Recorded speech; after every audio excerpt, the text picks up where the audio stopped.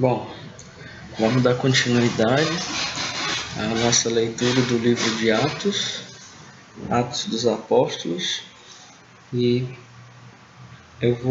a gente vai terminar o capítulo 2 agora nesse vídeo. Vou colocar já aqui. Então você tem aí a partir do versículo 42. Vou só tirar aqui o banner para a gente começar a leitura. Perseveravam na doutrina dos apóstolos e na comunhão, e no partir do pão e nas orações. Em cada alma havia temor, e muitos prodígios e sinais eram feitos por intermédio dos apóstolos. Todos os que creram estavam juntos e tinham tudo em comum. Vendiam suas propriedades e bens, distribuindo o produto entre todos, à medida que alguém tinha necessidade. Diariamente perseveravam unânimes no templo, partiam o pão de casa em casa, e tomavam as suas refeições com alegria e singeleza de coração, louvando a Deus e contando com a simpatia de todo o povo. Enquanto isso, acrescentava-lhes o Senhor dia a dia os que iam sendo salvos. Então, essa leitura é bem interessante, porque ela vai concluir o nascimento da igreja, né? Um nascimento que já estava previsto, né? Por todos, e a partir do momento em que estava previsto, né? Os apóstolos começaram a aguardar, né? E no intervalo de uma festa para outra apareceu esse resultado, essa espera, né? Da qual o Salvador tinha enviado, né? Então, tinha prometido, aliás. Então percebo, nesse trecho que a gente leu, né? De apenas alguns versículos, você tem aqui elementos muito interessantes, né? Inclusive, mais uma vez, alertar que eu já fiz um comentário sobre esse versículo 42 num vídeo recente que eu gravei, que eu vou deixar na descrição do vídeo, para quem quiser ver. Então eu não vou me atentar muito, mas também é impossível você terminar esse capítulo sem falar desse princípio, né? Mas tem algo interessante nessa narrativa, né? Percebam os leitores, os que estão assistindo, que você tem a consequência, né, do que a gente leu aqui nos últimos versículos, do 37 ao 41, você tem a consequência da mensagem de Pedro, né? E a metanoia, né, apareceu naquelas pessoas, e agora dá uma mudança na narrativa. Por quê? Né? Porque você tinha um diálogo, um momento que aconteceu num lapso de minutos ou horas, né? Você tem ali a casa, o local onde eles estavam, né? Estavam reunidos todos no mesmo lugar. É assim que começa o capítulo 2, né? No dia de Pentecostes. Então, ali é um intervalo de um dia. Então, do começo do capítulo 2 até o versículo 41, a gente vê que a narrativa se passa em um dia, né? Inclusive menos de um dia, porque as pessoas ouviram os apóstolos falando em línguas, né? Se maravilharam. Então, assim, pode ter um lapso de tempo aí da manifestação, do download, né? É a palavra da moda, do download espiritual do Espírito Santo nos irmãos, até aquelas pessoas que estavam na cidade, de vários lugares do Império Romano, ouvirem. Então tem um lapso de tempo aí, né? Mas percebam, Pedro vai dizer que era terceira hora do dia. Então era o quê? 9 horas da manhã. Então, a partir do momento que Pedro vai fazer sua narrativa, né? Aí pronto, aí isso é um intervalo de minutos, é o tempo que ele fala, né? E também tem um lapso de tempo aí em relação aos 3.000, né? Que aceitaram a palavra. Então, aceitaram, se a gente voltar aqui no texto de novo, perceba que no 41, né? Ó, fala que naquele dia, né? Naquele dia foram batizados, né? Então isso é interessante porque foram batizados, né? Naquele mesmo dia, né? Então tudo se passa no intervalo de um dia. Aí a gente vem para o versículo 42 e a gente vê uma mudança, porque agora observe que os verbos estão no pretérito imperfeito. Ó, perseveravam e não perseveraram. Por quê? Porque se a gente falar perseveraram, é uma ação concluída, né? É uma ação concluída. Então, como ação concluída, é como se tivesse acontecido só naquele dia. Quando você fala perseveravam, aí você coloca uma ação habitual, certo? Então, o que é essa ação habitual? É algo que se fazia num determinado tempo, mas um tempo variável, né? Assim, era uma ação determinada no passado. Então, a gente sabe que é antes do momento em que a carta está sendo escrita. Mas não determina em relação a quanto tempo em si, né? Então, isso a gente pode entender que é uma questão de hábito. Então, o hábito ele é contínuo, né? Então, perseveravam na doutrina dos apóstolos e na comunhão, e no partir do pão, e nas orações. Então, por esse trecho, a gente dá a entender que era um ato corriqueiro, né? No dia a dia daqueles irmãos naquele período, né? Então, a narrativa de Lucas ela se transforma. O que passa a ser uma narrativa de um dia, agora ele se estendeu por um tempo que a gente não sabe quanto, né? Mas para a narrativa, para o propósito da carta de Atos, então o que acontece? Você tem aí, ele está falando o que aconteceu, ponto. Aconteceu isso, a descida do Espírito Santo. As pessoas ouviram, se batizaram. A partir daí, aí já virou um tempo indeterminado. Aí você tem um passado, né, que pode ter durado dias, meses, semanas e pode ter um efeito contínuo, né? Por isso a importância de entender a conjugação do verbo nesse texto, né? Então, olha só que interessante. Em cada alma havia temor, né? Tudo. Aí, olha só agora. E muitos prodígios e sinais eram feitos por intermédio dos apóstolos. Então, agora, eram feitos, né? Então, olha só. Diferente de foram feitos, né? Foram seria a ação concluída, mas aqui eram feitos. Então, os apóstolos ficaram fazendo sinais durante um determinado tempo, né? E todos os que creram, agora, olha só, aqui a ação concluída, creram, né? Então, o ato de crer, ele foi único, creu, né? Então, agora, o que eles faziam? A partir do momento que eles creram, estavam juntos e tinham tudo em comum, né? Então, foi uma coisa que se repetiu por vários e vários tempos, né? A gente pode dizer a palavra tempo porque não dá para se determinar, certo? Aí, para a gente saber o lapso de tempo que isso ocorreu, a gente tem que recorrer ao restante do livro, né? Então, como a gente já disse alguns vídeos atrás, quando leu o capítulo 1, que essa carta foi escrita muito tempo depois desses fatos, né? do Pentecoste, então a gente tem aí, pode ser um intervalo de anos, né? Mas se a gente continuar a leitura, a gente pode ter um esclarecimento melhor de quanto tempo foi isso, né? Mas por que eu estou dizendo isso, né?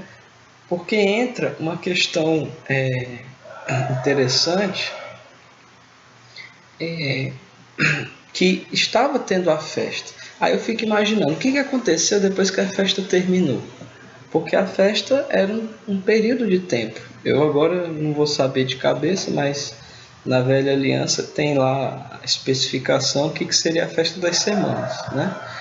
Então, por ser uma festa que demandava um deslocamento, né? Então era algo demorado, né? Porque só a pessoa sair da sua terra e ir para Jerusalém, ela não ia só para um dia e voltar, né?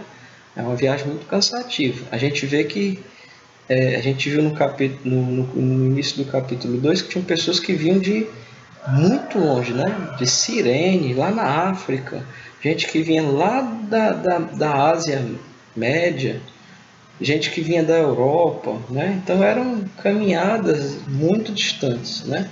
Então a importância da festa, né? Demandava isso. Mas e quando essa festa acabou? O que aconteceu?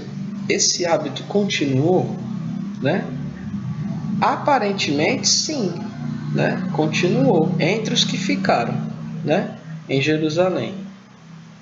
E os que saíram, será que eles passaram a adotar essa postura, né? Então, quando o escritor de Atos vai fazer essa narrativa, né? Ele está querendo colocar um panorama geral, né?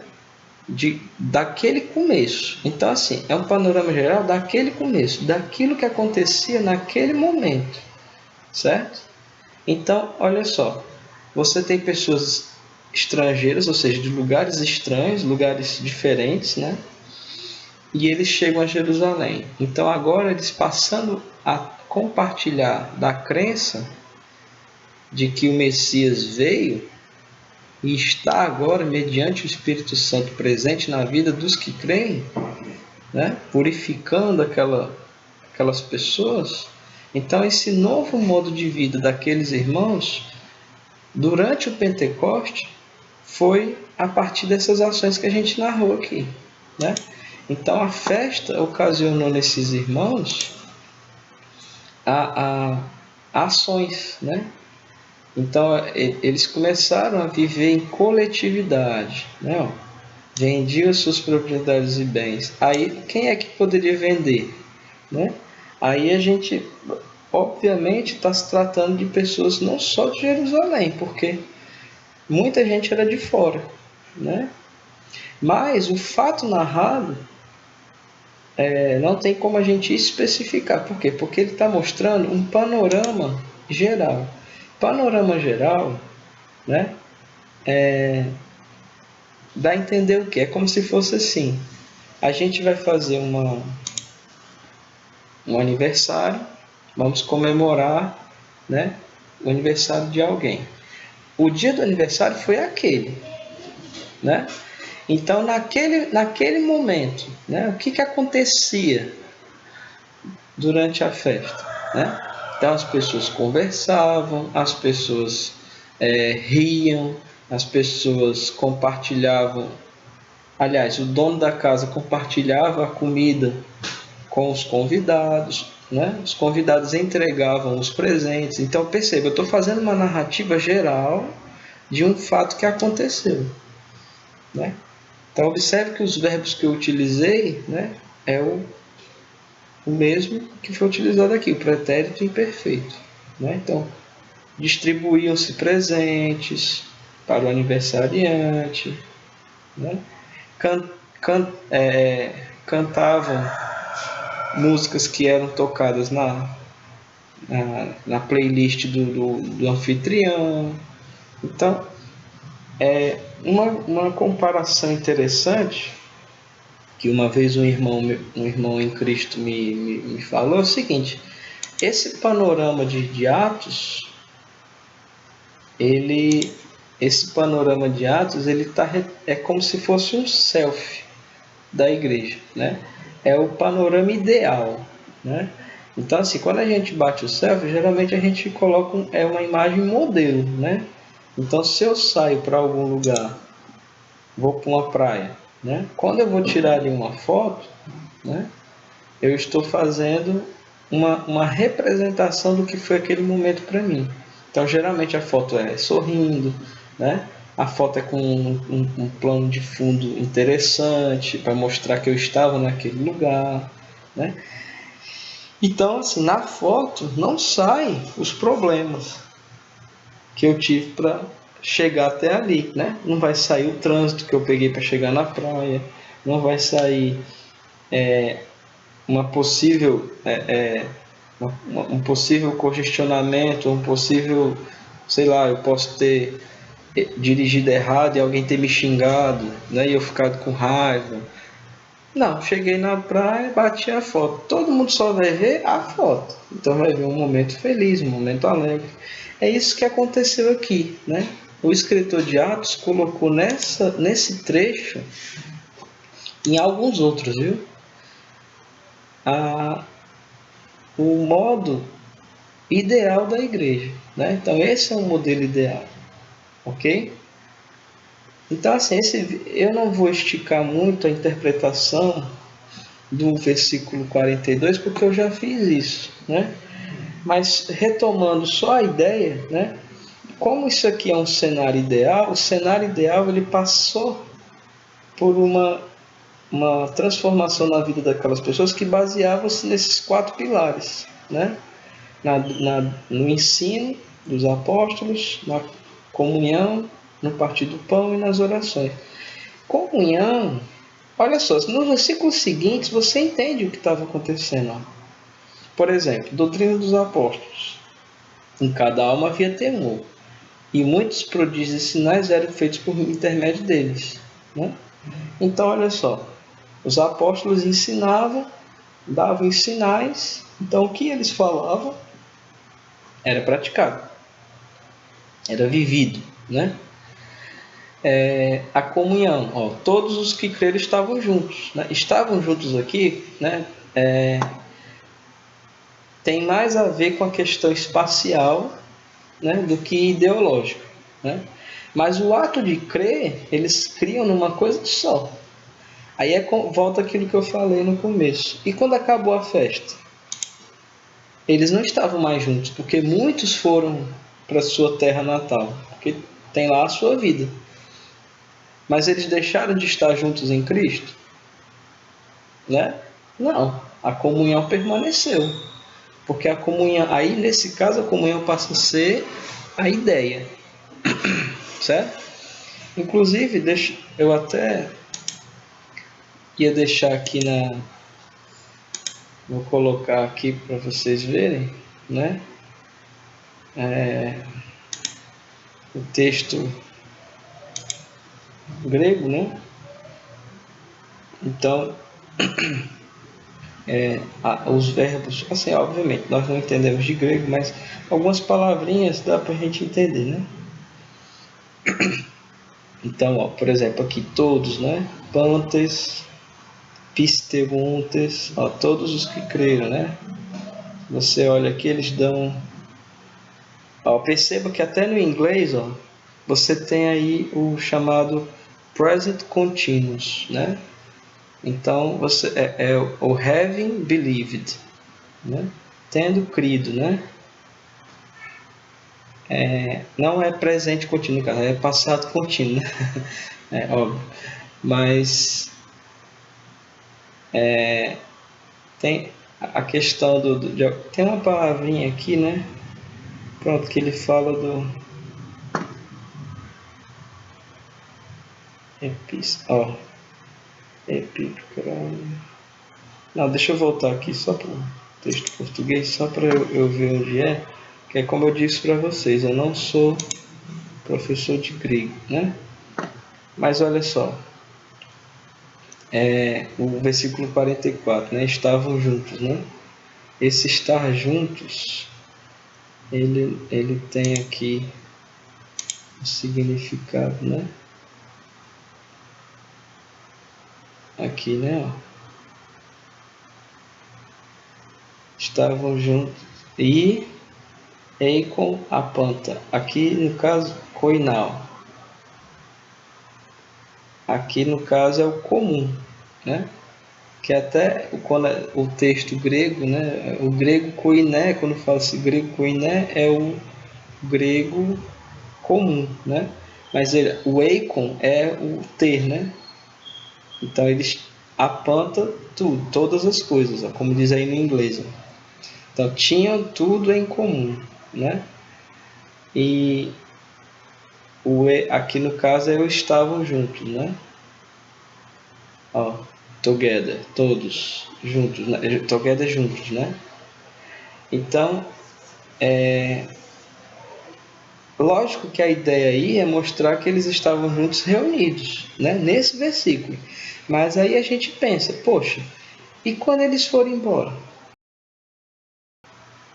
Aqui no caso, versículo 45, todos os dias eles estavam no templo, certo? Em 45 não, 46, desculpa. Né?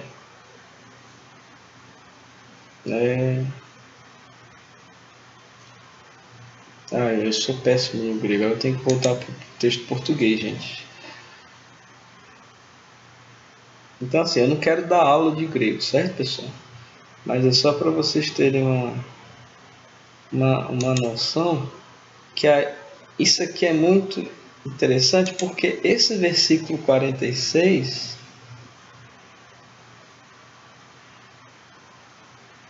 ele vai... Tá aqui, hiero, né? É o hiero. Hiero é templo. Pode ver que no hiero é a palavra que a gente usa para... Por exemplo, quando eu falo o termo sagrado, né? Então, olha só que interessante no grego, né? Hiero aqui é sagrado, né? E o klontes, mas aliás, a tradução que dá para o inglês é o templo, né? Então, observe que disso aqui surgiu a ideia de que o templo é necessário para a, a execução da fé, né?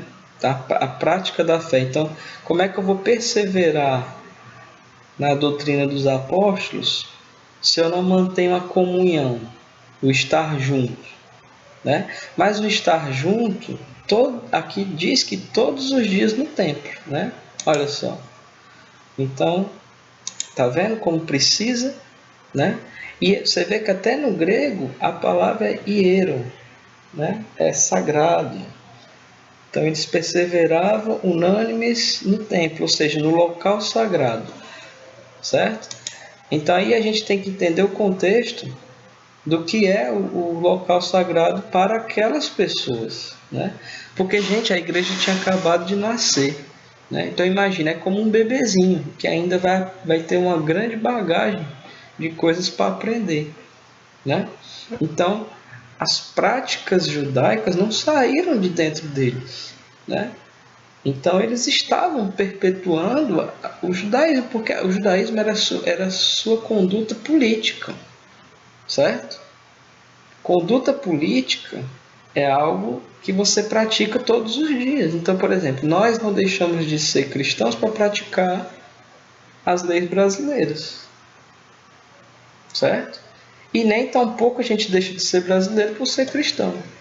Então, as leis brasileiras, por exemplo, em Cristo, o nosso sumo sacerdote, o nosso líder é Cristo. Ele é o cabeça, né? Mas a gente tem que, a cada 2 anos, você tem que escolher representantes para administrar o seu país. Uma vez a cada 4 anos a nível federal e estadual, né? E a cada 4 anos a nível municipal. Então, você vai ter que eleger um homem para comandar o local onde você vive, né? Mas isso é uma questão política, né? Então, entre os judeus, era uma questão política você participar da festa do Pentecostes. Era da prática política dos judeus você guardar uma parte dos seus rendimentos para que essa parte fosse colhida pelos sacerdotes e distribuídos entre os necessitados e para manutenção dos rituais. Então isso eram questões políticas. Então é óbvio que eles iam para o templo todos os dias. Só que agora eles estavam indo para o templo com uma função, aliás, com uma percepção espiritual renovada, né? A partir daquele ato de arrependimento que eles tiveram, né? Então o arrepender aí é mudança de direção. Mas eles continuaram executando as suas práticas judaicas. Então, assim, esse é o meu entendimento em relação a isso, porque aí condiz com a comunhão, porque a comunhão aí, no caso, não é só o estar junto e estar no templo. O comunhão é estar junto no templo em Cristo. Mas muitas pessoas saíram daí e foram para suas casas. E o templo, gente, o templo só existiu um, né? Ele foi destruído, foi reconstruído, foi destruído, foi reconstruído, né? Aí chegou a época de Cristo. Aí depois, na época da igreja, do primeiro século, ele foi destruído de novo, né?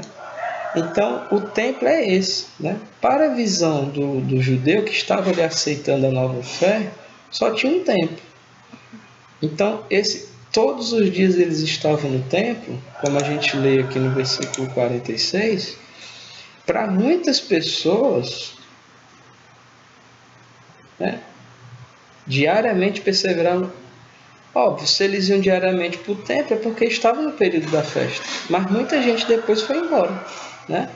E enquanto a festa acontecia, partia o pão de casa em casa, tomava suas refeições com alegria e singeleza de coração. Era o que o versículo 42 vai dizer, partir o pão. Ele repete aqui, ó, partir o pão de casa em casa. Aí você tem várias doutrinas colocando esse trecho de Atos como seu fundamento, né? Então você tem aqui o fundamento do templo, de você ter que ir ao templo. Você tem o fundamento da partilha ritualística chamada de ceia, né? Então a minha interpretação desse trecho é que esse partir do pão ele é muito além do que um ritual, né? Porque era um ato repetido por aqueles irmãos em suas consciências, né? Então, durante aquele período que está sendo narrado, é provável que alguns, né, por terem se renovado, terem transformado a sua mente, tenham perpetuado essa partilha em outros locais.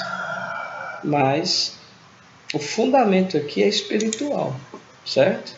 Então, assim, eu não estou querendo dizer que é errado, que é certo fazer isso, que é errado, é certo fazer aquilo, né? Eu estou dando uma interpretação do que eu estou entendendo desse texto, certo? Então, olha só, o versículo 47, né? Louvando a Deus e contando com a simpatia de todo o povo. Olha só que interessante, porque Pedro acaba de acusar essas pessoas de terem cometido um assassinato, né? Porque se um inocente foi condenado à morte, então ele foi assassinado, né? Foi tramado contra ele. E a partir daí, os irmãos passaram a mudar o seu comportamento, praticar aquela partilha, praticar aquela comunhão, e o povo que estava de fora, né, estava tendo a simpatia por eles, ou seja, talvez não fosse nem a pregação de Pedro mais para aqueles outros, né, mas a conduta daquelas pessoas que receberam a fé pregada por Pedro, né. Se o versículo 41 fala que naquele dia 3.000 pessoas se converteram, nos dias seguintes, essa conversão ela transformou o caráter, né? Então as pessoas foram praticando coisas que chamou a atenção daquelas pessoas que estavam naquele lugar, né?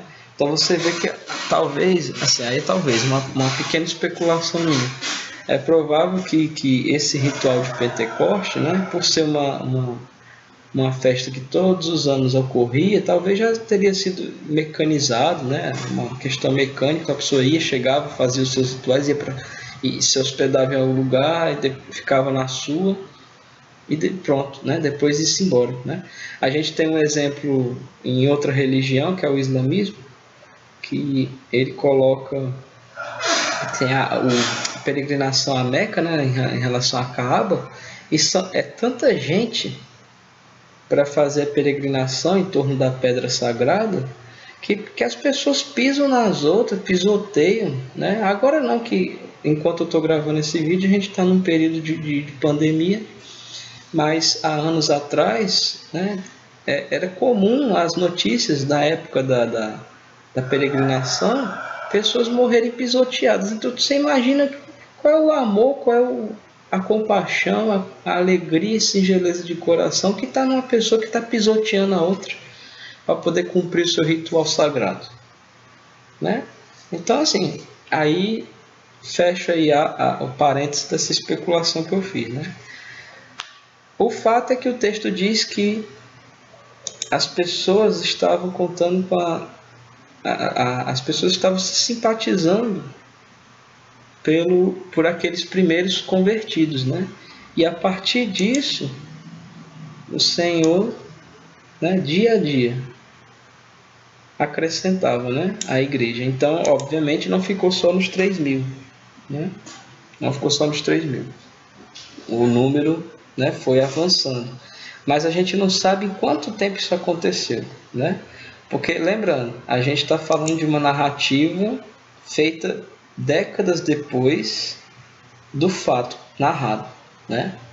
Então a gente, por exemplo, se eu for falar da descoberta do Brasil, né, entre aspas aí que não é descoberta, mas se eu for falar do fato de os portugueses terem chegado ao Brasil e eles começaram a explorar o pau-brasil, né?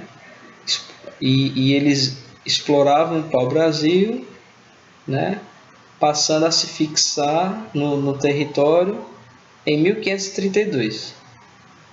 Então, quando eu fixei 1532, aí eu sinalizei que eu tive um intervalo aí de 30 anos.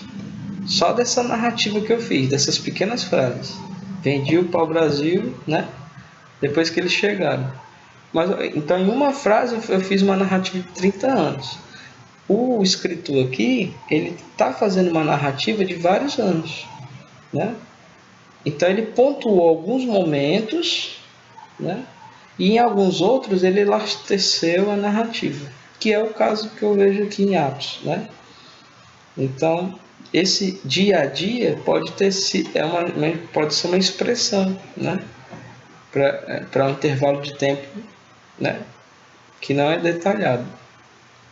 Então esse seria o final do capítulo 2 de Atos, né? Então você tem nessa